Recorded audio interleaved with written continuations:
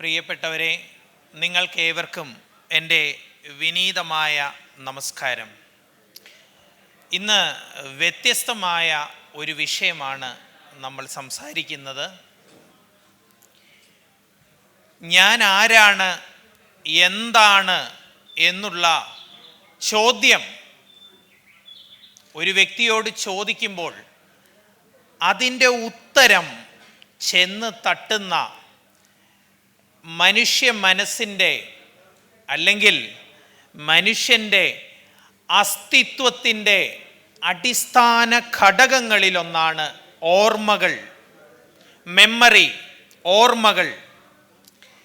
നമ്മുടെ മസ്തിഷ്കത്തിൽ 86 ബില്യൺ ന്യൂറോണുകളോളം ഉണ്ടെന്നാണ് ആധുനിക ന്യൂറോ സയൻസ് കണക്കാക്കുന്നത്. ഈ ന്യൂറോണുകളുടെ സംഭാഷണം നടക്കുന്നത് സിനാപ്സുകളിലൂടെ. എന്താണ് ഓർമ്മ? വലിയൊരു ദാർശനികമായ പ്രശ്നവും ശാസ്ത്രത്തിൻ്റെ, ന്യൂറോ സയൻസിൻ്റെ അടിസ്ഥാന പ്രമാണങ്ങളെ വരെ സ്പർശിക്കുന്നതുമായ ഒരു ചോദ്യമാണത്. എന്താണ് ഓർമ്മ? ഓർമ്മ എന്നത് ലളിതമായി നമ്മുടെ മസ്തിഷ്കത്തിലെ ന്യൂറോണുകൾ തമ്മിലുള്ള ആശയവിനിമയവും പുതിയ ന്യൂറൽ സർക്യൂട്ടുകളുടെ ബലപ്പെടുത്തലും നിർമ്മിതിയുമാണ് എന്ന് നമുക്ക് ലളിതമായിട്ട് പറയാം. ഈ ഓർമ്മകൾ വലിയൊരു ദാർശനിക പ്രശ്നമാണ്. ഒരു സുഗന്ധം നാം ആസ്വദിക്കുമ്പോൾ അതൊരുപക്ഷെ നമ്മെ കുട്ടിക്കാലത്തേക്ക് കൂട്ടിക്കൊണ്ടുപോകാം. നാം ഏറ്റവും സ്നേഹിക്കുന്ന ഒരാളെക്കുറിച്ച് അത് നമ്മെ ഓർമ്മപ്പെടുത്തിയേക്കാം. ഓർമ്മയെക്കുറിച്ച് സംസാരിക്കുമ്പോൾ ഓർമ്മ എന്ന വാക്കില്ലാതെ അതിൻ്റെ നിർവചനം പലപ്പോഴും നമുക്ക് പൂർത്തിയാക്കാൻ കഴിയാറില്ല. ഈ ഓർമ്മകൾ മസ്തിഷ്കത്തിൽ എങ്ങനെയാണ് സംഭവിക്കുന്നത്?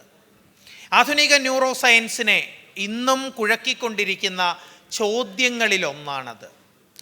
ഓർമ്മകളെ അല്ലെങ്കിൽ ഓർമ്മകളുടെ നിർമ്മിതിയെ നാം 3ആയി തിരിക്കുന്നു: എൻകോഡിംഗ്, കൺസോളിഡേഷൻ ആൻഡ് റിട്രീവൽ. വിവരങ്ങളുടെ ശേഖരണം, വിവരങ്ങളുടെ സംഭരണം, വിവരങ്ങളുടെ തിരിച്ചെടുക്കൽ. അതിസങ്കീർണമായ മസ്തിഷ്ക പ്രക്രിയകളിലൂടെയാണ് ഇത് സംഭവിക്കുന്നത്. ഓർമ്മകളെക്കുറിച്ചുള്ള ഏറ്റവും പ്രധാനപ്പെട്ട ഒരു പ്രസ്താവനയാണിത്. ഓർമ്മകൾ എന്നത് ഭൂതകാല സംഭവങ്ങളുടെ നിഷ്പക്ഷമായ ഒരു രേഖയല്ല. അത് ഭൂതകാലത്തിൻ്റെ ഒരു നിഴലല്ല, മറിച്ച് സജീവമായ മസ്തിഷ്ക പ്രവർത്തനങ്ങളിലൂടെ അനുനിമിഷം നിർമ്മിക്കപ്പെട്ടുകൊണ്ടിരിക്കുന്ന ഒന്നാണ് ഓർമ്മ. ഇത് മനസ്സിലാക്കാനായി കുറച്ച് സങ്കീർണതയുള്ള ഒരാശയമാണ്. നാം വിചാരിക്കുന്നത് ഓർമ്മകൾ എന്ന് പറയുന്നത് നമ്മുടെ ഭൂതകാലത്തിൻ്റെ രേഖകളാണ്. ഒരു ലൈബ്രറിയിൽ നിന്നൊരു പുസ്തകം നാം എടുത്തു വായിക്കുന്നത് പോലെ ഈ ഓർമ്മകളുടെ ലൈബ്രറിയിലേക്ക് നമ്മുടെ ശ്രദ്ധ കയറി ചെന്ന് അവിടെ നിന്നൊരു ഓർമ്മയെ തിരഞ്ഞെടുക്കുന്നു എന്നാണ്. എന്നാൽ യഥാർത്ഥത്തിൽ അങ്ങനെയല്ല. കൺസ്ട്രക്ഷൻ, നിർമ്മിതി, റീകൺസ്ട്രക്ഷൻ, പുനർനിർമ്മാണം, ഇങ്ങനെയൊക്കെ നിരവധിയായ മസ്തിഷ്ക പ്രവർത്തനങ്ങളിലൂടെ കടന്നു പോകുന്ന സജീവമായ ഒരു മസ്തിഷ്ക പ്രവർത്തനമാണ് ഓർമ്മ അല്ലെങ്കിൽ ഓർമ്മകളുടെ നിർമ്മാണം.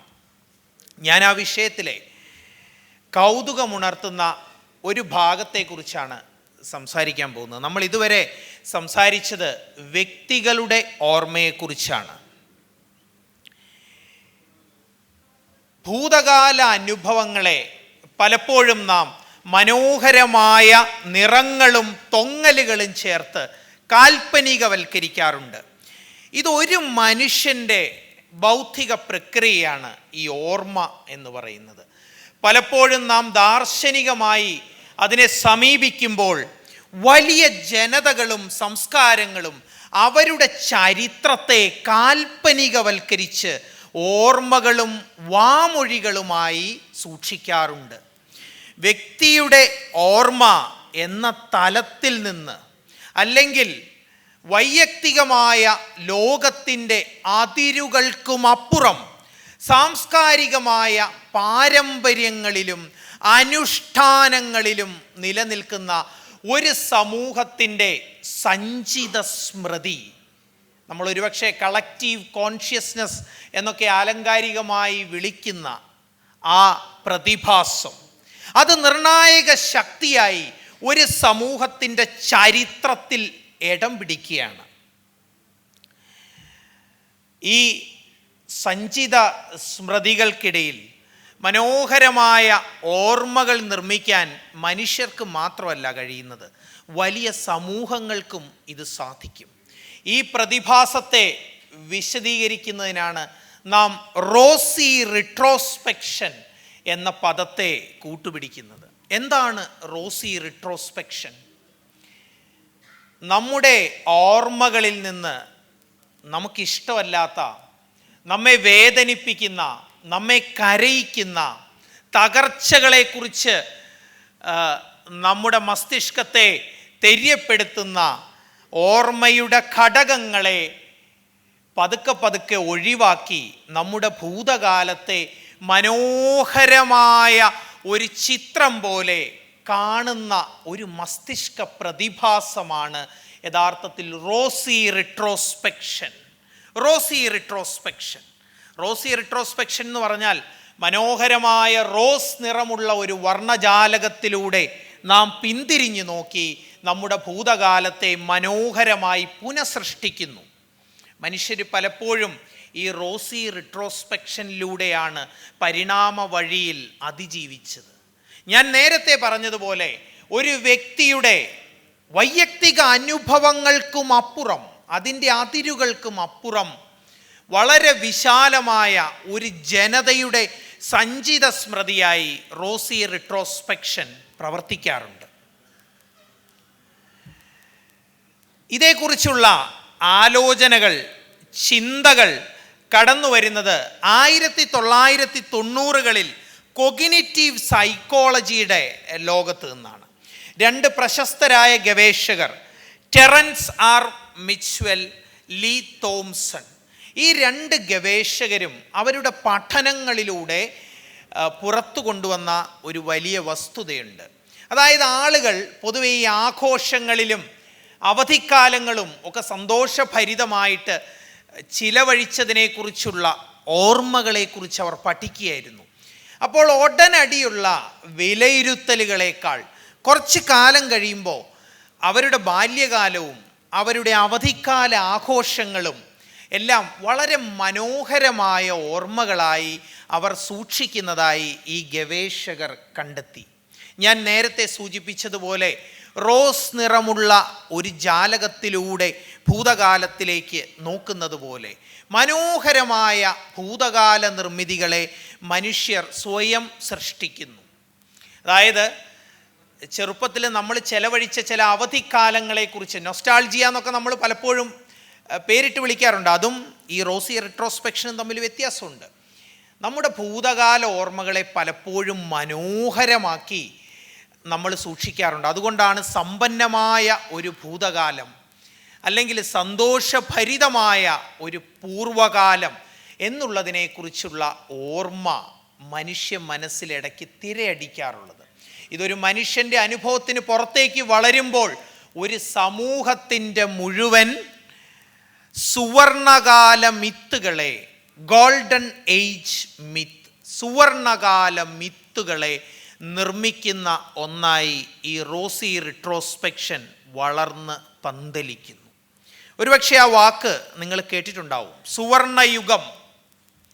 ഈ സുവർണയുഗത്തെക്കുറിച്ചുള്ള മനോഹരമായ കഥകൾ, മനോഹരമായ ഐതിഹ്യങ്ങൾ, കാവ്യങ്ങൾ ഇത് നിരവധി ജനതകൾ സൃഷ്ടിച്ചിട്ടുണ്ട്.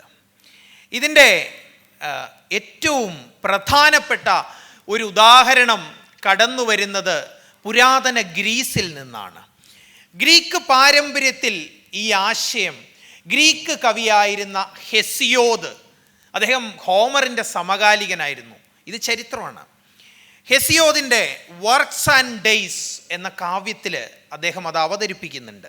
ഗ്രീക്ക് ദേവന്മാരുടെ ഉത്ഭവത്തെക്കുറിച്ചും അവരുടെ വംശാവലിയെക്കുറിച്ചുമൊക്കെ വിവരിക്കുന്ന ഹെസിയോദിൻ്റെ വിഖ്യാതമായ കാവ്യമാണ് വർക്ക്സ് ആൻഡ് ഡേയ്സ്. ഈ വർക്ക്സ് ആൻഡ് ഡേയ്സിൽ മനുഷ്യരാശിയുടെ ചരിത്രത്തെ ഹെസിയോദ് 5 ഘട്ടങ്ങളായിട്ട് തിരിക്കുന്നുണ്ട്. സുവർണയുഗം, ദ ഗോൾഡൻ ഏജ്; വെള്ളിയുഗം, വെങ്കലയുഗം, വീരയുഗം, ഇരുമ്പ് യുഗം. എന്താണ് ഈ ചരിത്രത്തിൻ്റെ പ്രാധാന്യം? നാം അതിലേക്കാണ് വരുന്നത്. എന്താണ് ഈ ഹെസിയോദ് വരച്ചിട്ട സുവർണയുഗത്തിൻ്റെ പ്രത്യേകത? അത് ആദ്യ യുഗമായിരുന്നു. സ്യൂസ് ദേവന്മാരുടെ രാജാവാണ്, ഗ്രീക്ക് ദേവന്മാരുടെ രാജാവാണ് സ്യൂസ്. സ്യൂസിൻ്റെ പിതാവായ ക്രോണസിൻ്റെ ഭരണകാലത്തെ അടയാളപ്പെടുത്തുന്നതാണ് ഈ സുവർണയുഗം. അക്കാലത്ത് ആളുകൾ പട്ടിണി അറിഞ്ഞിരുന്നില്ല. ഭൂമി സ്വന്തമായി വലിയ രീതിയിൽ വിളവ് നൽകിയിരുന്നത് കൊണ്ട് അധ്വാനിക്കേണ്ടി വന്നിരുന്നില്ല. വാർദ്ധക്യം ശരീരത്തെ ബാധിച്ചിരുന്നില്ല. നിദ്ര പോലെ മരണം കടന്നു വന്നു. മരണശേഷം അവർ കാവലാത്മാക്കളായി മനുഷ്യരെ സംരക്ഷിച്ചു. ഇങ്ങനെയൊക്കെയാണ് ഹെസിയോദിൻ്റെ ഭാവന ചിറക് വിടർത്തുന്നത്. ഇതാണ് ഈ ഗോൾഡൻ ഏജ്. രണ്ടാമത്തെ യുഗമായ വെള്ളിയുഗം തകർച്ചയുടെ കാലഘട്ടമായിരുന്നു. അവർ ദേവന്മാരെ അനുസരിച്ചില്ല, മനുഷ്യൻ ദേവന്മാരെ അനുസരിച്ചില്ല. അത് തകർച്ചയുടെ കാലഘട്ടമായിരുന്നു. പിന്നീട് വരുന്ന വെങ്കലയുഗം യുദ്ധങ്ങളുടെ കാലഘട്ടമായിരുന്നു. യുദ്ധങ്ങളിൽ അഭിരമിച്ച മനുഷ്യർ യുദ്ധങ്ങളിലൂടെ മരിച്ചു. പിന്നീട് വന്നത് വീരയുഗമാണ്. ഗ്രീക്ക് വീരന്മാരായ ഹെരാക്കിൾസിൻ്റെയും പേഴ്സിയൂസിൻ്റെയും തീബ്സിലും ട്രോയിലുമൊക്കെ യുദ്ധം ചെയ്ത വീരന്മാരുടെയും കാലമായിരുന്നു അത്. അതിനുശേഷം തൻ്റെ കാലഘട്ടത്തെ ഹെസിയോദ് അടയാളപ്പെടുത്തുന്നത് ഇരുമ്പ് യുഗമായിട്ടാണ്. 5ാമത്തെയും ഒടുവിലത്തെയും യുഗം. കഷ്ടപ്പാടിനും അധ്വാനത്തിനും ഫലം നൽകാത്ത ധാർമ്മികതയുടെ യാതനകളുടെ കരച്ചിലിൻ്റെ തകർച്ചയുടെ ഒരു യുഗം. അതാണ് ഇരുമ്പ് യുഗം. അത്തരമൊരു കാലഘട്ടത്തിൽ താൻ ജീവിക്കേണ്ടി വന്നതിൽ ഹെസിയോദ് വിലപിക്കുകയാണ്. ചരിത്രത്തെ പുരോഗതിയിലേക്കുള്ള ഒരു ഉയർച്ചയായി വരച്ചിടുന്നതിന് പകരം ഇവിടെ ഹെസിയോദ് സുവർണ കാലഘട്ടത്തിൽ നിന്നുള്ള ഒരു വീഴ്ചയായി ചരിത്രത്തെ അടയാളപ്പെടുത്തുന്നു. അങ്ങനെ വർക്ക്സ് ആൻഡ് ഡേയ്സിൽ അദ്ദേഹത്തിൻ്റെ ഒരു പ്രശസ്ത ഉപദേശാത്മക കാവ്യമാണ് ഈ വർക്ക്സ് ആൻഡ് ഡേയ്സ്. അതിലൂടെ അദ്ദേഹം സുവർണ യുഗത്തിൽ നിന്നുള്ള തകർച്ചയാണ് അടയാളപ്പെടുത്തിയത്. പിന്നീട് അത് ഗ്രീക്ക് തത്വചിന്തയെയും റോമൻ ആചാരങ്ങളെയും ഗ്രീക്ക് സംസ്കാരത്തെയും ഒക്കെ നിർണയിക്കുന്ന ഒരു വലിയ ശക്തിയായി ചരിത്രത്തിൽ ഇടപെടുകയാണ് ഈ സുവർണ യുഗത്തെക്കുറിച്ചുള്ള സങ്കല്പങ്ങൾ. ഈ സുവർണയുഗത്തിൻ്റെ ഏറ്റവും ശ്രദ്ധേയമായ സാംസ്കാരിക പ്രകടനങ്ങളിൽ ഒന്നായിരുന്നു സുവർണ കാലഘട്ടത്തിൻ്റെ ഭരണാധികാരിയായിരുന്ന ക്രോണസിനു വേണ്ടി സമർപ്പിക്കപ്പെട്ട അഥീനിയൻ ഉത്സവമായ ക്രോണിയ. അവരുടെ വേനൽക്കാല മാസമായ ഹെക്കാറ്റോംബിയോണിലാണ് ഈ ആഘോഷം സംഘടിപ്പിക്കപ്പെട്ടിരുന്നത്. ഇന്നത്തെ നമ്മുടെ ജൂലൈ ഓഗസ്റ്റ് മാസങ്ങൾ. സമത്വത്തിൻ്റെ ഒരു വിരുന്നായിരുന്നു ഈ ക്രോണിയ. ആ സമയത്ത് കടുത്ത ശ്രേണീബദ്ധമായ സമൂഹം നിലനിന്നിരുന്ന ഒന്നായിരുന്നു പുരാതന ഗ്രീസ്. അവിടെ അടിമകളുണ്ടായിരുന്നു, ഉടമകളുണ്ടായിരുന്നു. ഈ ശ്രേണീബദ്ധമായ സമൂഹത്തിൻ്റെ ഒരു സിംബോളിക് ഇൻവേർഷൻ, ഒരു പ്രതീകാത്മകമായ വിപരീതം അവിടെ സംഭവിക്കുന്നു. അതായത് ആ സമയത്ത് അടിമകൾക്ക് യജമാനന്മാർ വിളമ്പി കൊടുക്കുന്നു. സമത്വത്തിൻ്റെതായ ഒരു താൽക്കാലിക സമയത്തെ, ഒരു താൽക്കാലിക കാലഘട്ടത്തെ അത് സൃഷ്ടിക്കുന്നു.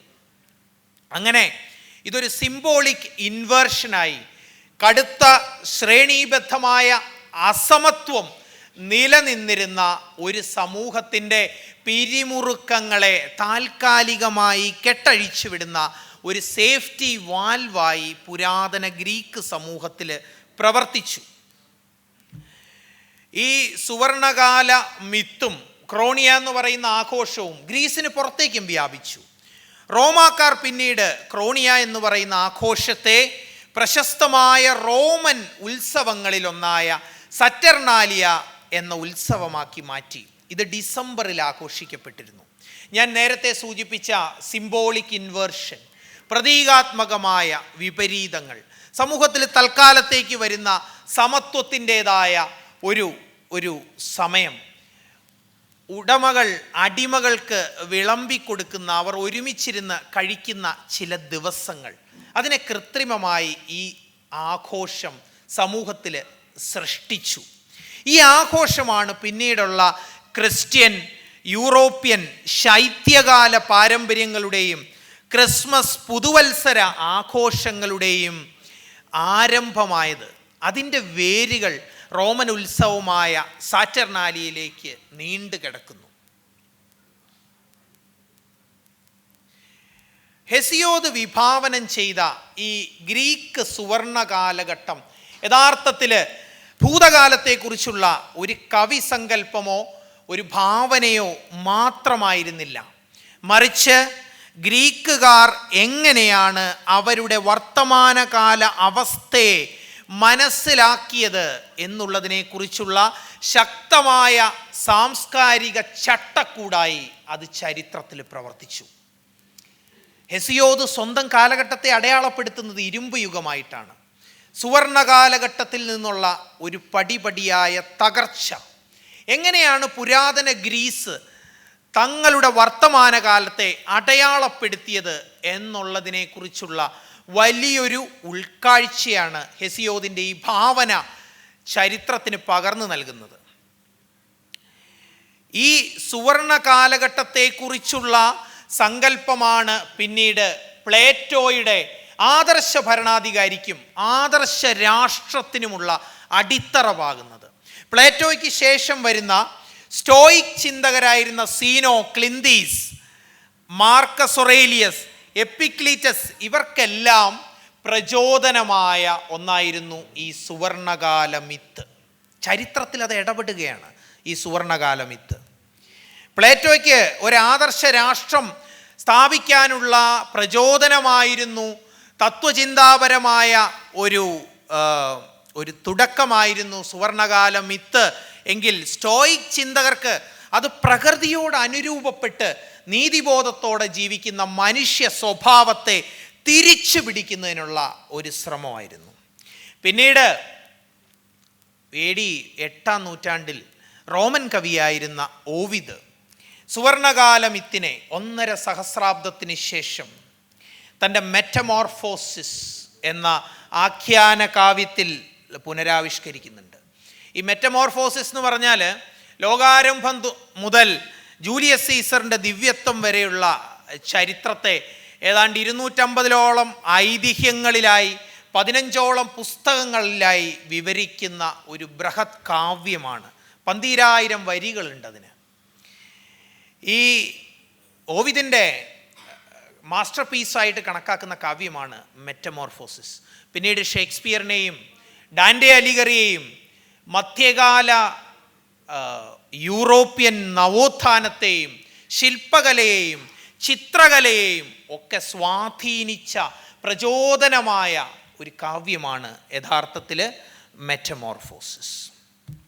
ഇതിൻ്റെ സമാന്തര രൂപമാണ് യഥാർത്ഥത്തിൽ ഇന്ത്യൻ പുരാണങ്ങളിൽ നമ്മൾ കണ്ടെടുക്കുന്ന ഈ സത്യയുഗമായ കൃതയുഗത്തിൽ നിന്ന് കലിയുഗത്തിലേക്കുള്ള ഘട്ടം ഘട്ടമായ തകർച്ച.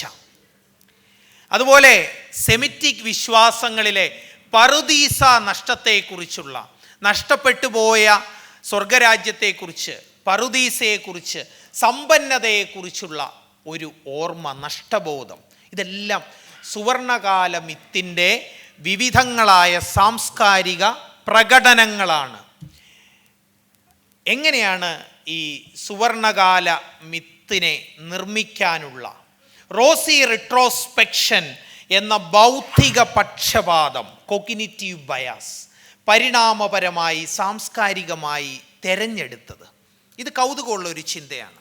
ഒരു ജീവിവർഗത്തിൻ്റെ അതിജീവനത്തെ പിന്താങ്ങുകയും ഉറപ്പിക്കുകയും ചെയ്യുന്ന സ്വഭാവ സവിശേഷതകൾ, പരിണാമത്തിൽ പോസിറ്റീവ് സെലക്ഷന്, തിരഞ്ഞെടുപ്പിന്, പോസിറ്റീവായ തിരഞ്ഞെടുപ്പിന് വിധേയമായി തീരും. യഥാർത്ഥത്തിൽ എന്തായിരുന്നു റോസി റെട്രോസ്പെക്ഷനിലൂടെ സംഭവിക്കുന്നത്? അതിലൂടെ സൃഷ്ടിക്കപ്പെട്ട ഒരു ജനതയുടെ സഞ്ചിത സ്മൃതി സൃഷ്ടിക്കുന്ന സുവർണ ഭൂതകാലത്തെക്കുറിച്ചുള്ള ഓർമ്മകൾ വ്യക്തിയുടെയും സമൂഹത്തിൻ്റെയും മാനസിക സംഘർഷങ്ങളെ ലഘൂകരിക്കുകയും ഒരു ജനതയെ അതിൻ്റെ പരാജയങ്ങളിൽ നിന്നും തിരിച്ചടികളിൽ നിന്നും വീര്യത്തോടെ ഉണർന്നെഴുന്നേറ്റ് ഭാവി ലക്ഷ്യങ്ങൾ പിന്തുടരുന്നതിനായി പ്രേരിപ്പിക്കുകയും ചെയ്തിരുന്നു. അങ്ങനെ വെല്ലുവിളികളെ അതിജീവിക്കുന്ന ഒരു സമൂഹത്തിൻ്റെ ആചാരാനുഷ്ഠാനങ്ങളെയും ഉത്സവങ്ങളെയും നിർമ്മിക്കുന്ന വളരെ ശക്തമായ ഒരു സാംസ്കാരിക ഉപകരണമായി, ഒരു കൾച്ചറൽ ടൂളായി ഇത് മനുഷ്യ ചരിത്രത്തിൽ ഇടപെട്ടു. എങ്ങനെയാണ് മസ്തിഷ്കം ഇതിനെ തെരഞ്ഞെടുത്തത്? ഈ സുവർണകാലത്തെക്കുറിച്ച്, ഈ കൽപ്പിത കഥയെ എങ്ങനെയാണ് മനുഷ്യ മസ്തിഷ്കം തെരഞ്ഞെടുത്തത്? ഇത് യഥാർത്ഥത്തിൽ ചരിത്രത്തിൻ്റെ ഒരു ലളിതവൽക്കരണമാണ്. നമ്മുടെ മസ്തിഷ്കത്തിൻ്റെ പ്രത്യേകത നമുക്കറിയാം. ഏതാണ്ട് 20 തൊട്ട് 25% നമ്മുടെ എനർജിയെ ഉപയോഗിക്കുന്നത് നമ്മുടെ മസ്തിഷ്കമാണ്. മനുഷ്യ ശരീരത്തിലെ പരിണാമത്തിലെ എനർജിയുടെ കാര്യം വെച്ച് നോക്കിയാൽ ഏറ്റവും വിലയേറിയ ഒന്നാണ് നമ്മുടെ മസ്തിഷ്കം. മറ്റ് ജീവജാതികളിൽ നിന്ന് നമ്മെ വ്യതിരിക്തമായി നിർത്തിയ നമ്മുടെ എനർജിയുടെ 1/4 നാം ഉപയോഗിക്കുന്നത് ഈ മസ്തിഷ്ക പ്രവർത്തനങ്ങൾക്കാണ്. അതുകൊണ്ട് തന്നെ മസ്തിഷ്ക പ്രവർത്തനങ്ങളെ ലഘൂകരിക്കുന്ന ആഖ്യാനങ്ങളെ തിരഞ്ഞെടുക്കാൻ മസ്തിഷ്കം പരിണാമപരമായി പാകപ്പെട്ടിരിക്കും. അതിൻ്റെ കോഗ്നിറ്റീവ് ലോഡ്, ജ്ഞാനപരമായ അതിൻ്റെ ഭാരം കുറയ്ക്കുന്ന ആഖ്യാനങ്ങളിലേക്ക് മനുഷ്യ മസ്തിഷ്കം വളരെ പെട്ടെന്ന് ചായും. അങ്ങനെ ഈ സുവർണകാല മിത്ത് എന്നുള്ളത് നമ്മുടെ കോഗ്നിറ്റീവ് ലോഡ് കുറയ്ക്കുന്ന ചരിത്രത്തിൻ്റെ ഒരു ലളിതവൽക്കരണമാണ്. പലപ്പോഴും നാം ചരിത്രത്തെ പരിശോധിക്കുമ്പോൾ, പ്രത്യേകിച്ച് പൂർവ്വകാലത്തെ ചരിത്രത്തെ പരിശോധിക്കുമ്പോൾ, സമ്പന്നമായ ഒരു ഭൂതകാലത്തെക്കുറിച്ച് ഒരുപാട് ആളുകൾ പറയുന്നത് കേട്ടിട്ടുണ്ടാവും. എല്ലാ ശാസ്ത്രീയമായ അറിവുകളെക്കുറിച്ചും ബോധ്യമുണ്ടായിരുന്ന പൗരാണികരെക്കുറിച്ച്, ആ അറിവുകളെ നഷ്ടപ്പെടുത്തി നമ്മൾ ഇന്ന് വളരെ മോശപ്പെട്ട ഒരു കാലഘട്ടത്തിലാണ് ജീവിക്കുന്നത് എന്ന് പരിതപിക്കുന്നവരെക്കുറിച്ച്, ഞങ്ങളുടെ കാലഘട്ടം നിങ്ങളുടേതിലും മികച്ചതായിരുന്നു എന്ന് പറയുന്ന അമ്മാവൻ സിൻഡ്രോം ബാധിച്ചവരെക്കുറിച്ച് ഒക്കെ നാം ചർച്ച ചെയ്യാറുണ്ട്, സംസാരിക്കാറുണ്ട്, മനസ്സിലാക്കാറുണ്ട്. പലപ്പോഴും കാലം കടന്നു പോകുമ്പോൾ നമുക്കും ഈ അമ്മാവൻ സിൻഡ്രോം ബാധിച്ചോ എന്ന് അതിശയപ്പെടാറുണ്ട്. യഥാർത്ഥത്തിൽ ഭൂതകാലത്തെ ഇങ്ങനെ റീകൺസ്ട്രക്റ്റ് ചെയ്യുന്നത് നമ്മുടെ കോഗ്നിറ്റീവ് ലോഡിനെ കുറയ്ക്കും. അതുകൊണ്ടാണ് അത് പരിണാമപരമായി തിരഞ്ഞെടുക്കപ്പെട്ടത്. അതുപോലെ മറ്റു ഗോത്രങ്ങളിൽ നിന്ന് നേരിടേണ്ടി വരുന്ന കൈപ്പേറിയ അനുഭവങ്ങൾ, ഈ കൈപ്പേറിയ അനുഭവങ്ങളെ ഒരു ജനത ഒരു പരിധിയിലപ്പുറം ഓർത്തിരുന്നാൽ അവരുടെ അതിജീവന സാധ്യതയെ അത് പരിമിതപ്പെടുത്തും. അതുകൊണ്ടാണ് പലപ്പോഴും ഈ കൈപ്പേറിയ അനുഭവങ്ങളെ കൊഴിച്ചു കളഞ്ഞ് ഭൂതകാലത്തെ ഒരു സുവർണയുഗമായി സങ്കല്പിക്കാനുള്ള ബൗദ്ധിക പക്ഷപാതത്തിലേക്ക്, റോസി റിട്രോസ്പെക്ഷനിലേക്ക് വ്യക്തിയും സമൂഹവും പതിയെ പതിയെ നീങ്ങുന്നത്. നരവംശാസ്ത്രപരമായിട്ട് നമ്മൾ ചിന്തിക്കുകയാണെങ്കിൽ ഈ സുവർണകാലത്തെക്കുറിച്ചുള്ള മിത്തുകൾ എന്ന് പറയുന്നത് അതിൻ്റെ ആരംഭം പുരാതന ഹണ്ടർ ഗ്യാദറർ സമൂഹങ്ങളെ കുറിച്ചുള്ള സാംസ്കാരിക ഓർമ്മയിൽ നിന്നാണ്. ഈ വേട്ടയാടുകയും ശേഖരിക്കുകയും ചെയ്യുന്ന ചെറിയ സമൂഹങ്ങൾ എന്നത് കുറച്ചൊക്കെ സമത്വം നിലനിന്നിരുന്ന ഒന്നായിരുന്നു. നവീന ശിലായുഗത്തിൽ, നിയോലിത്തിക് അഥവാ ന്യൂ സ്റ്റോൺ ഏജിൽ വേട്ടയാടുകയും ശേഖരിക്കുകയും ചെയ്യുന്ന ചെറിയ സമൂഹങ്ങൾ പിന്നീട് നിലവിൽ വന്ന കാർഷിക നാഗരികതകളേക്കാൾ, നഗരരാഷ്ട്രങ്ങളെക്കാൾ സമത്വമുള്ളതായിരുന്നു. അങ്ങനെ നഷ്ടപ്പെട്ടു പോയ ഒരു കാലത്തെക്കുറിച്ചുള്ള ഓർമ്മ, ഈ നവീന ശിലായുഗത്തെക്കുറിച്ചുള്ള ഓർമ്മ പിന്നീട് കാർഷിക സംസ്കൃതിക്ക് ശേഷം നിലനിന്നിരുന്ന ചെറിയ രാഷ്ട്രങ്ങളിലേക്കും സമൂഹങ്ങളിലേക്കും നഗരരാഷ്ട്രങ്ങളിലേക്കും വലിയ ജനതകളെ ഉൾക്കൊണ്ട വലിയ സാമ്രാജ്യങ്ങളിലേക്കും ഒക്കെ പതുക്കെ പതുക്കെ പടർന്നു വ്യാപിക്കുകയാണ് ചെയ്തത്. ഈ സുവർണകാല മിത്ത്, അതിനെ നിർമ്മിക്കുന്ന റോസി റിട്രോസ്പെക്ഷൻ, ഇതിൻ്റെ ന്യൂറോ സയൻസ് എന്താണ്? നമ്മുടെ ആത്മകഥാപരമായ ഓർമ്മ, ഓട്ടോബയോഗ്രാഫിക് മെമ്മറി, വൈകാരിക പക്ഷപാതിത്വങ്ങൾ, അഫക്റ്റീവ് ബയാസസ്, റോസി റിട്രോസ്പെക്ഷൻ അടക്കമുള്ള വൈകാരിക പക്ഷപാതങ്ങൾ എന്നിവയെക്കുറിച്ചുള്ള ശാസ്ത്രീയ പഠനങ്ങൾ മുന്നോട്ട് വയ്ക്കുന്നത്, ഇത് കൈകാര്യം ചെയ്യുന്നത് മീഡിയൽ ടെമ്പറൽ സ്ട്രക്ചേഴ്സാണ്, അഥവാ മീഡിയൽ ടെമ്പറൽ ഘടനകൾ. അതിലാണ് നമ്മുടെ വികാരങ്ങളുടെ ഇരിപ്പിടമായ അമൈഗ്ഡാല ഓർമ്മകളെ നിർമ്മിക്കുകയും ഓർമ്മകളെ റീകൺസ്ട്രക്റ്റ് ചെയ്യുകയും ചെയ്യുന്ന ഹിപ്പോക്യാമ്പസ്, പാരാഹിപ്പോക്യാമ്പൽ ഗൈറസ്, എറ്റോറൈനൽ കോർട്ടക്സ്, ഇതെല്ലാം ഈ മീഡിയൽ ടെമ്പറൽ മെമ്മറി സ്ട്രക്ചേഴ്സിൽ ഉൾപ്പെടുന്നു. ഇതിൽ ഹിപ്പോക്യാമ്പസ് എന്ന് പറയുന്ന മസ്തിഷ്ക ഭാഗമാണ് യഥാർത്ഥത്തിൽ എപ്പിസോഡിക് മെമ്മറിയെ സൃഷ്ടിക്കുന്നത്. എന്താണ് എപ്പിസോഡിക് മെമ്മറി? ലളിതമായിട്ട് പറഞ്ഞാൽ ഒരനുഭവത്തെക്കുറിച്ചുള്ള ഓർമ്മയാണ് എപ്പിസോഡിക് മെമ്മറി. അത് എവിടെ, എപ്പോൾ, എങ്ങനെ എന്നുള്ള ഓർമ്മയാണ് ഈ എപ്പിസോഡിക് മെമ്മറി. അത് അടിസ്ഥാനപരമായി ഒരു ഡിക്ലറേറ്റീവ് ലോങ് ടേം മെമ്മറിയാണ്, അത് എക്സ്പ്ലിസിറ്റ് മെമ്മറിയാണ്. ഞാൻ അതിൻ്റെ സാങ്കേതിക വശങ്ങളിലേക്ക് കടക്കുന്നില്ല.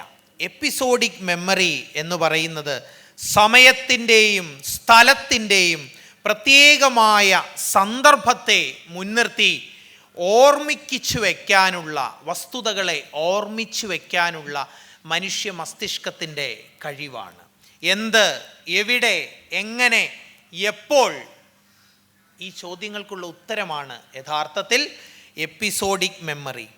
ഇതിനോടനുബന്ധിച്ച് ആ സംഭവത്തെക്കുറിച്ചുള്ള വൈകാരികമായ ഓർമ്മയും, അത് സന്തോഷമാണോ, സങ്കടമാണോ, സംഘർഷമാണോ, ഭയമാണോ, സന്തോഷമാണോ, എന്തൊക്കെയാണ് നമുക്ക് പകർന്നു നൽകിയത്, ആ വൈകാരിക അനുഭവത്തെക്കുറിച്ചുള്ള ഓർമ്മയും രണ്ടും കൂടി ക്ലബ്ബ് ചെയ്യപ്പെടുന്നു. യഥാർത്ഥത്തിൽ വികാര മസ്തിഷ്കമായ അമൈഗ്ഡാലയും ഈ എപ്പിസോഡിക് മെമ്മറിയെ നിയന്ത്രിക്കുന്ന ഹിപ്പോക്യാമ്പസും തമ്മിൽ നടക്കുന്ന ഒരു അമൈഗ്ഡാല ഹിപ്പോക്യാമ്പൽ കപ്ലിംഗ്, ഇതിലൂടെയാണ് ഇത് സംഭവിക്കുന്നത്. ഈ എപ്പിസോഡിക് മെമ്മറിയാണ് കഴിഞ്ഞകാല അനുഭവങ്ങളുടെ ഉജ്ജ്വലമായ അനുഭവത്തിന് നമുക്ക് ശേഷി നൽകുന്നത്. ഇത് സൃഷ്ടിക്കുന്ന മസ്തിഷ്ക അനുഭവത്തെ കുറിക്കുന്ന വാക്കാണ് ഓട്ടോനോയിറ്റിക് കോൺഷ്യസ്നസ്. എന്താണത്? മസ്തിഷ്കത്തിലൂടെ നാം നടത്തുന്ന ഒരു ടൈം ട്രാവൽ, ഭൂതകാലത്തിൽ നിന്ന് ആരംഭിക്കുന്ന ഈ അനുഭവങ്ങളിലൂടെ എല്ലാം തുടർച്ച തേടുന്ന ഞാൻ എന്ന അനുഭവം, അതാണ് ഈ ഓട്ടോനോയിറ്റിക് കോൺഷ്യസ്നസ്. ഭൂതകാലത്തിലെ ഈ അനുഭവങ്ങളിലൂടെ എല്ലാം കടന്നു വരുന്ന ഞാൻ, ഭൂതകാല അനുഭവങ്ങളുടെ വെളിച്ചത്തിൽ ഭാവിയിലെ ഇന്ന കാര്യങ്ങൾ അനുഭവിക്കാൻ സാധ്യതയുള്ള ഞാൻ. അങ്ങനെ ഭൂതകാലത്തിൽ നിന്ന് ആരംഭിച്ച് വർത്തമാനകാലത്തിൽ ജീവിച്ച് ഭാവിയുടെ അനുഭവങ്ങളിലേക്ക് തുടരുന്ന ഞാൻ, സെൽഫ്, അതിനെക്കുറിച്ചുള്ള മസ്തിഷ്ക അനുഭവം, ആ ടൈം ട്രാവൽ ഇന്നത്തെ മനുഷ്യ അനുഭവങ്ങളെ, മനുഷ്യ സംസ്കാരത്തെ, മതങ്ങളെ, എല്ലാത്തിനെയും സൃഷ്ടിച്ചത്, നമ്മുടെ സങ്കീർണമായ ആശയങ്ങളെ മുഴുവൻ സൃഷ്ടിച്ച നമ്മുടെ അസ്തിത്വത്തിൻ്റെ ഏറ്റവും പ്രധാനപ്പെട്ട ഘടകങ്ങളിലൊന്നാണ് ഈ ഓട്ടോനോയിറ്റിക് കോൺഷ്യസ്നസ്. തുടരുന്ന ഞാൻ, ഭൂതകാലത്തിൽ നിന്ന് ഭാവി അനുഭവങ്ങളിലേക്ക് തുടരാൻ സാധ്യതയുള്ള ഞാൻ, ആ ഞാനിനെ അനുഭവിക്കുന്ന മസ്തിഷ്കം, അതാണ് നമ്മുടെ സംസ്കാരത്തെ സൃഷ്ടിച്ചത്. മസ്തിഷ്കത്തിൽ നടക്കുന്ന മറ്റൊരു പ്രക്രിയയാണ് അഫക്റ്റീവ് റീവാലുവേഷൻ. എന്താണത്? നമ്മുടെ ഓർമ്മകൾക്ക് വൈകാരികമായി മസ്തിഷ്കം ഒരു പോസിറ്റീവ് കളർ കൊടുക്കാം, ഒരു നെഗറ്റീവ് കളർ കൊടുക്കാം. സന്തോഷം, സങ്കടം, സംഘർഷം, അതിനെയൊക്കെ നമുക്ക് നെഗറ്റീവ് കളറിൽ പെടുത്താം. വീണ്ടും വീണ്ടും ഓർമ്മിക്കപ്പെടുമ്പോൾ, പലപ്പോഴും കാലം കടന്നു പോകുമ്പോൾ ഈ നെഗറ്റീവായ വശങ്ങളെ കൊഴിച്ചു കളഞ്ഞ് സന്തോഷത്തിൻ്റെ അംശങ്ങളെ, സന്തോഷത്തിൻ്റെ വൈകാരിക അനുഭവത്തെ ഓർമ്മകളോട് ഉൾച്ചേർക്കുന്ന മസ്തിഷ്ക പ്രക്രിയയാണ് ഈ അഫക്റ്റീവ് റീവാലുവേഷൻ. ഇതിന് തകരാറ് സംഭവിക്കുമ്പോഴാണ് പലപ്പോഴും PTSD പോലെയുള്ള മാനസിക രോഗങ്ങൾ, വിഷാദം, കടുത്ത വിഷാദം പോലെയുള്ള മാനസിക അനുഭവങ്ങൾ ഉണ്ടാവുന്നത്. ഈ മസ്തിഷ്കത്തിലെ പരിണാമം സൃഷ്ടിച്ച ഏറ്റവും അഡ്വാൻസ്ഡായ പുരോഗതി പ്രാപിച്ച ഭാഗമാണ് പ്രീഫ്രോണ്ടൽ കോർട്ടെക്സ്.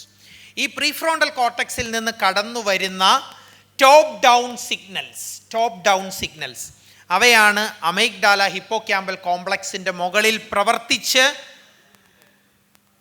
റോസി റിട്രോസ്പെക്ഷനെ, അല്ലെങ്കിൽ ഈ നെഗറ്റീവായിട്ടുള്ള വൈകാരിക ഭാവങ്ങളെ ഓർമ്മയിൽ നിന്ന് പതുക്കെ പതുക്കെ കൊഴിച്ച് കളയുന്നത്.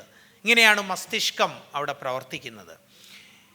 ഇപ്പോൾ നിങ്ങൾക്ക് ഞാൻ സംസാരിച്ചുകൊണ്ടിരുന്നപ്പോൾ വിട്ടുപോയൊരു കാര്യം കുറച്ചു പേരെങ്കിലും ശ്രദ്ധിച്ചിട്ടുണ്ടാവും. മധ്യകാല മലയാളി സമൂഹവും അല്ലെങ്കിൽ പുരാതന ചേരനാട്ടിലെ ജനത ഇതുപോലെ ഒരു സുവർണകാല മിത്തിനെ സൃഷ്ടിച്ചിട്ടുണ്ട്.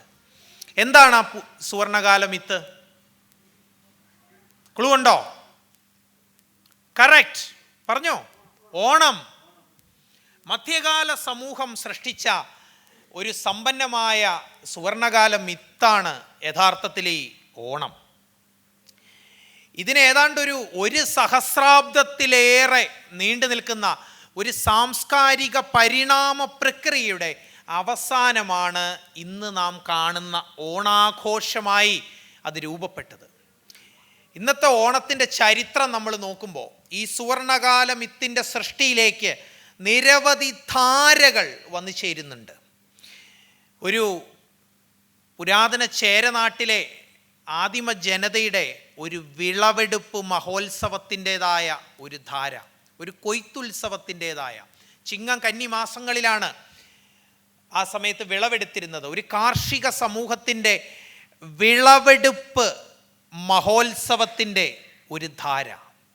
പിന്നീട് ഇന്നത്തെ തമിഴ്നാട്ടിൽ നിന്ന്, പുരാതന പാണ്ഡ്യനാട്ടിൽ നിന്ന് ഏതാണ്ട് 1300 വർഷങ്ങൾക്ക് മുമ്പ് കേരളത്തിലേക്ക് പാണ്ഡ്യരാജാക്കന്മാർ നടത്തിയ പടയോട്ടത്തെ തുടർന്ന് ഇവിടെ എത്തിച്ചേർന്ന വൈഷ്ണവാരാധനയുടെ ഒരു പാരമ്പര്യം, ഇവിടെയുള്ള നിരവധി നാടോടി പാരമ്പര്യങ്ങൾ, ഇതെല്ലാം ചേർന്നാണ് ഇന്നത്തെ ഓണാഘോഷമായി തീർന്നത്.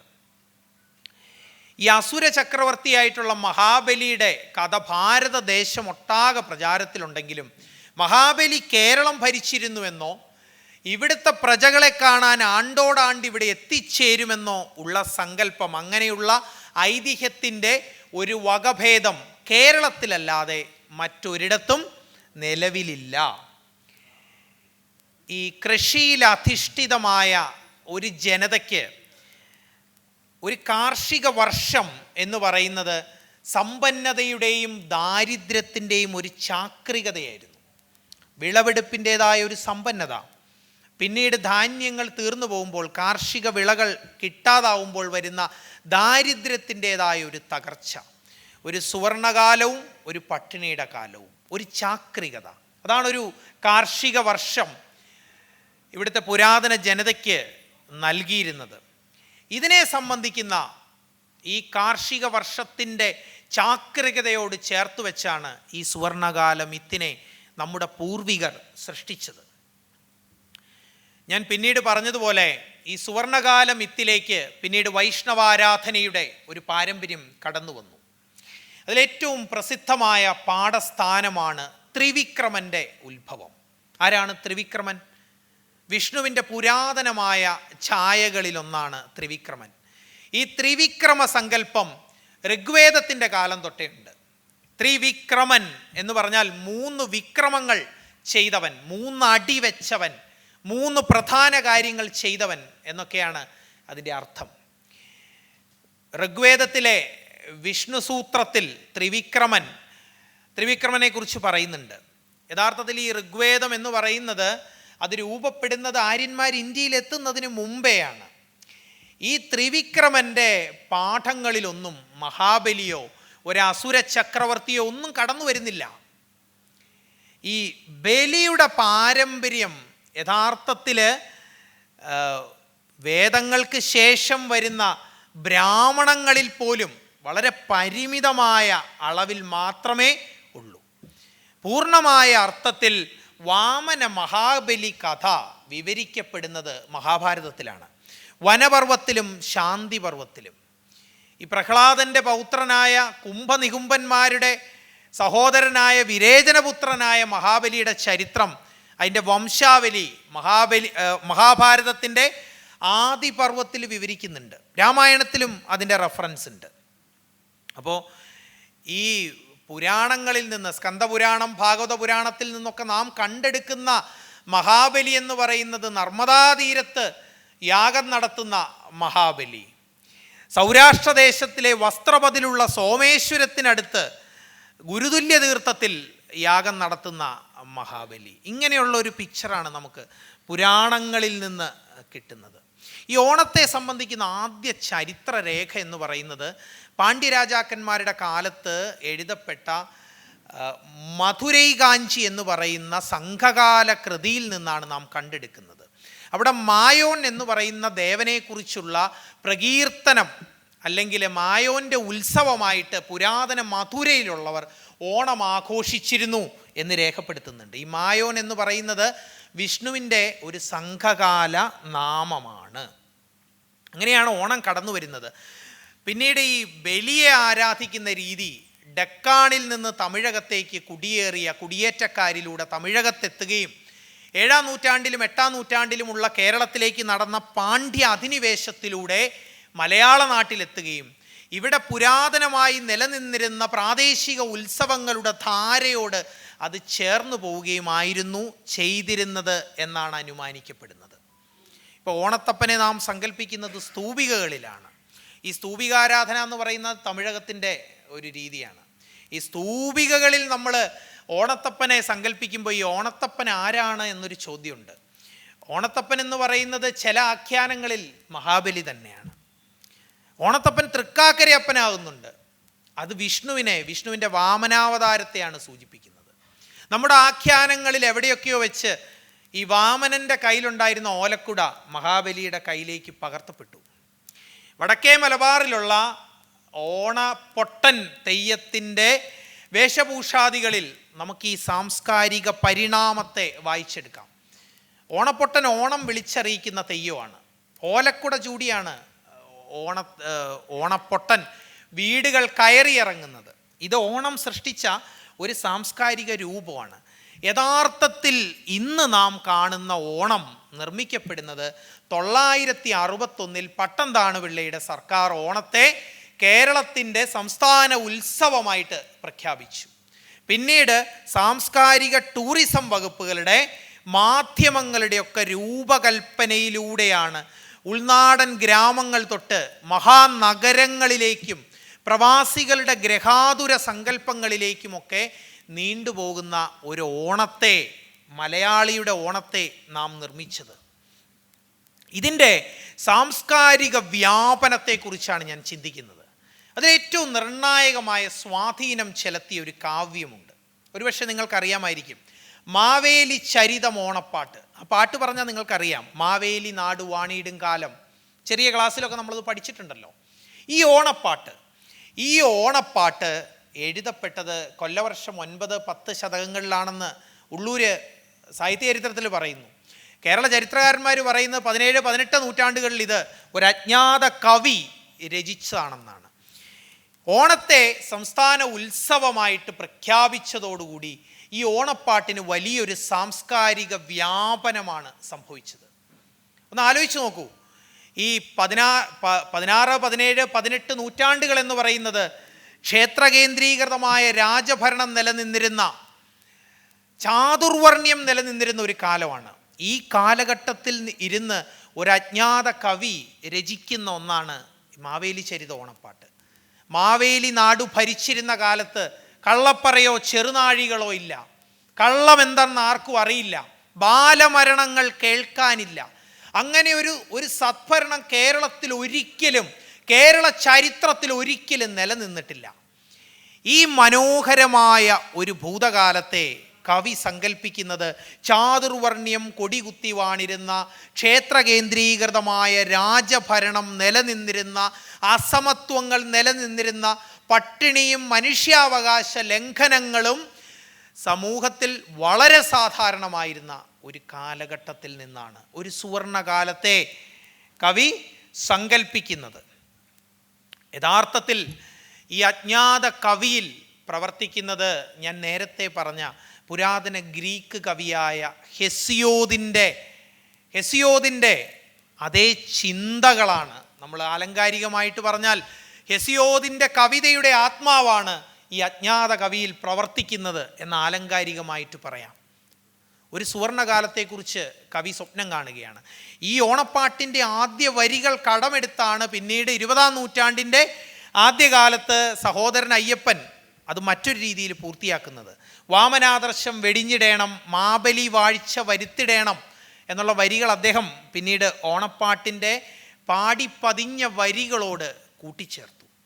ഞാൻ നേരത്തെ സൂചിപ്പിച്ചതുപോലെ ദൃശ്യശ്രാവ്യ മാധ്യമങ്ങളുടെ കടന്നുവരവോടെ ഈ നൂറ്റാണ്ടിൻ്റെ ഉത്തരാർത്ഥത്തിൽ, അല്ലെങ്കിൽ കഴിഞ്ഞ നൂറ്റാണ്ടിൻ്റെ 20-ാം നൂറ്റാണ്ടിൻ്റെ അവസാന കാലഘട്ടത്തിൽ മാവേലി ചരിതം ഓണപ്പാട്ട് മലയാളികളുടെ ഓണസങ്കല്പങ്ങളെ സമൂലമായി മാറ്റി എഴുതിയ, സമീകരിച്ച ഒരു സാംസ്കാരിക സാന്നിധ്യമായി നമ്മുടെ ചരിത്രത്തിൽ ഇടപെട്ടു. ഏതാണ്ട് ഒരു സഹസ്രാബ്ദത്തിലധികം നീണ്ടു നിന്ന ഒരു സാംസ്കാരിക പ്രക്രിയയുടെ ഭാഗമായിട്ടാണ് ഈ സഞ്ചിത സ്മൃതിയെ ഒരു സമൂഹം എന്ന നിലയിൽ നാം ഉൾക്കൊണ്ടത്. ഞാൻ പറയാൻ ഉദ്ദേശിച്ച ആശയം ഇതാണ്. ഈ സുവർണകാല മിത്തുകളെ സൃഷ്ടിക്കാനുള്ള മനുഷ്യ മനസ്സിൻ്റെ ഒരു സവിശേഷത, അതിനെ സാംസ്കാരികമായി കൈമാറ്റം ചെയ്യാനും അതിൻ്റെ മുകളിലേക്ക് ആചാര അനുഷ്ഠാനങ്ങളെ സൃഷ്ടിക്കാനും അതുകൊണ്ടൊരു സമൂഹത്തിൻ്റെ ഗോത്രീയതയെയും ഐക്യത്തെയും ഒരുമിപ്പിച്ച് നിർത്താനുമൊക്കെയുള്ള മനുഷ്യ മനസ്സിൻ്റെ സവിശേഷമായ പ്രത്യേകത. ഇത് തിരഞ്ഞെടുത്തത് പരിണാമമാണ്. ഞാൻ നേരത്തെ സൂചിപ്പിച്ചതുപോലെ ഒരു ഹിമയുഗ കാലഘട്ടത്തിലാണ് അപ്പർ പാലിയോലിത്തിക് കാലഘട്ടം സംഭവിക്കുന്നത്. ഈ കാലഘട്ടത്തിലാണ് മനുഷ്യൻ്റെ മസ്തിഷ്കത്തോട് നിരവധിയായ, അവൻ്റെ അസ്തിത്വത്തെ നിർണയിച്ച നിരവധിയായ ഘടകങ്ങൾ കൂട്ടിച്ചേർക്കപ്പെടുന്നത്. ഇതിലേറ്റവും പ്രധാനപ്പെട്ട ഒന്നാണ് ഈ ഓട്ടോബയോഗ്രഫിക് മെമ്മറി അഥവാ ആത്മകഥാപരമായ ഓർമ്മ, അതിലധിഷ്ഠിതമായ എപ്പിസോഡിക് മെമ്മറി, സംഭവങ്ങളെക്കുറിച്ചുള്ള ഓർമ്മ, സെൻസ് ഓഫ് സെൽഫ്, ആത്മബോധം, ഇതിലൊക്കെ അധിഷ്ഠിതമായ ഓട്ടോനോയിറ്റിക് കോൺഷ്യസ്നസ്. ഭൂതകാലത്തിൽ നിന്ന് ആരംഭിക്കുന്ന, ഭാവിയെ അനുഭവിക്കാൻ സാധ്യതയുള്ള ഒരു ഞാൻ, മാറാതെ നിൽക്കുന്ന ഞാൻ, കാലത്തിലൂടെ സഞ്ചരിക്കുന്ന ഞാൻ. ഒരു നിമിഷം, ഒരു മാത്ര കൊണ്ട് നമ്മുടെ മനസ്സിന് സമയസഞ്ചാരം, ടൈം ട്രാവൽ സാധ്യമാണ്. ഈ എപ്പിസോഡിക് മെമ്മറിയും ഓട്ടോബയോഗ്രഫിക് മെമ്മറിയും സെൻസ് ഓഫ് സെൽഫും ഇങ്ങനെയുള്ള അസ്തിത്വത്തെ നിർണയിച്ച ഘടകങ്ങളാണ് പിന്നീടുള്ള മതരൂപങ്ങൾക്ക്, വിശ്വാസധാരകൾക്ക് ജന്മം നൽകിയത്. ഞാൻ സൂചിപ്പിച്ചതുപോലെ ഇത്തരം മസ്തിഷ്ക അനുഭവങ്ങളോടൊപ്പം നമ്മൾ സ്വപ്നങ്ങൾ കാണാൻ തുടങ്ങി, നമ്മൾ ആത്മാക്കളിൽ വിശ്വസിക്കാൻ തുടങ്ങി. മറ്റുള്ളവർക്കും നമ്മെപ്പോലെ ഒരു ആത്മാവുണ്ട്, ചരത്തിനും അചരത്തിനും ആത്മാവുണ്ട്, ആനിമിസം, അതിൽ വിശ്വസിക്കാൻ തുടങ്ങി. ഇത് ആത്മാക്കളിലുള്ള വിശ്വാസമായി, പൂർവിക ആരാധനയായി, ആത്മാക്കളുടെ ലോകത്തെ നിർണയിക്കാനുള്ള ആഗ്രഹത്തിൽ നിന്ന് പുരാതന മന്ത്രവാദിയായ ഷാമൻ്റെ സൃഷ്ടിക്ക് വഴിവെച്ച ഒന്നായി ചരിത്രത്തിൽ ഇടപെട്ടു. സഹസ്രാബ്ദങ്ങൾ കടന്നുപോയി. പിന്നീട് എപ്പർ പാലിയോലിത്തിക് കാലഘട്ടത്തിന് ശേഷം നവീന ശിലായുഗം വരുന്നു. വേട്ടയാടുകയും ശേഖരിക്കുകയും ചെയ്യുന്ന ഒരു സമൂഹം ക്രമാനുഗതമായി ശിലായുഗ സംസ്കൃതിയിൽ നിന്ന് പുറത്തു കടന്ന് കാർഷിക സംസ്കാരത്തിലേക്ക് വരുന്നു. അത് നഗരരാഷ്ട്രങ്ങൾക്കും സാമ്രാജ്യങ്ങൾക്കും രൂപം കൊടുക്കുന്നു. ഒരു സാമ്രാജ്യത്തിൻ്റെ സഞ്ചിത സ്മൃതിയെ, ഐക്യത്തെ, ഗോത്രീയതയെ നിർണയിക്കുന്നതിനായി ആഘോഷങ്ങൾ, മതരൂപങ്ങൾ, സുവർണകാല മിത്തുകൾ, പൊതുവായ ഐതിഹ്യങ്ങൾ, ചരിത്രത്തിൻ്റെ അപനിർമ്മാണം, ഇതെല്ലാം സംഭവിക്കുന്നു. ചരിത്രം പിന്നീടും തുടരുകയാണ്. പിന്നീട് പ്രസിദ്ധമായ മെസോപ്പൊട്ടേമിയൻ സംസ്കാരത്തിൻ്റെ കാലഘട്ടം വരുന്നു. സംഘടിത മതങ്ങളും സംഘടിതമായ ചരിത്ര സങ്കല്പങ്ങളും കടന്നു വരുന്നു.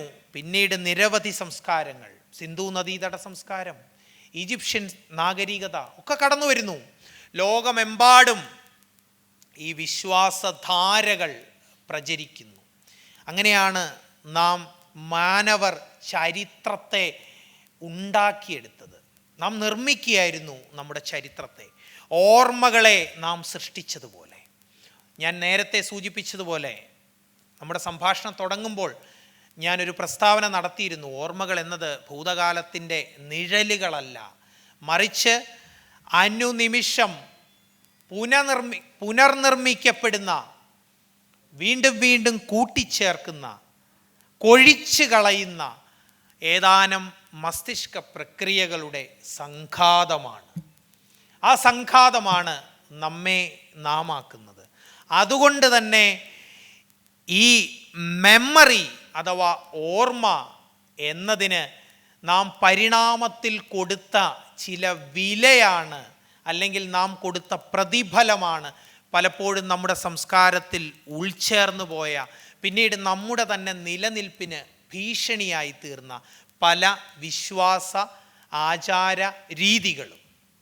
ഇതിലേറ്റവും പ്രധാനപ്പെട്ട ഒന്നാണ് ഈ പൂർവകാല ഓർമ്മകളെ പലപ്പോഴും മറ്റൊരു വംശത്തിനെതിരെ, മറ്റൊരു ഗോത്രത്തിനെതിരെ, മറ്റൊരു ജനതയ്ക്കെതിരെ യുദ്ധത്തിന്, സംഘർഷത്തിന് ഉള്ള കാരണമായി നാം ഇപ്പോഴും ഈ വർത്തമാന കാലഘട്ടത്തിലും ഉപയോഗിക്കുന്നുണ്ട്.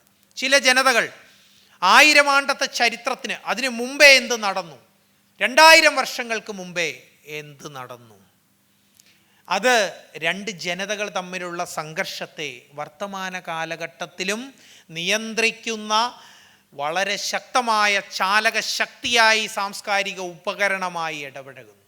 ഇത് ഏതാനും മസ്തിഷ്ക പ്രക്രിയകളുടെ ഒരു ബൈ പ്രൊഡക്റ്റ് അല്ലെങ്കിൽ ഉപോൽപ്പന്നമാണ് എന്നുള്ള ശാസ്ത്രീയമായ തിരിച്ചറിവിലൂടെ മാത്രമേ ഈ എഴുതപ്പെട്ട ചരിത്രത്തെ നമുക്ക് കൃത്യമായ ഉൾക്കാഴ്ചയോടെ നോക്കിക്കാണാൻ കഴിയൂ എന്ന് ഞാൻ വിചാരിക്കുന്നു. ഇത്രയും നേരം എൻ്റെ വാക്കുകൾ ശ്രവിച്ച ഏവർക്കും നന്ദി, നമസ്കാരം. മെമൻറ്റോ നൽകുവാൻ യുക്തിവാദ പഠന കേന്ദ്രം മുൻ ചെയർമാൻ ഷിബു ഇരിക്കലിനെ ക്ഷണിച്ചുകൊള്ളുന്നു.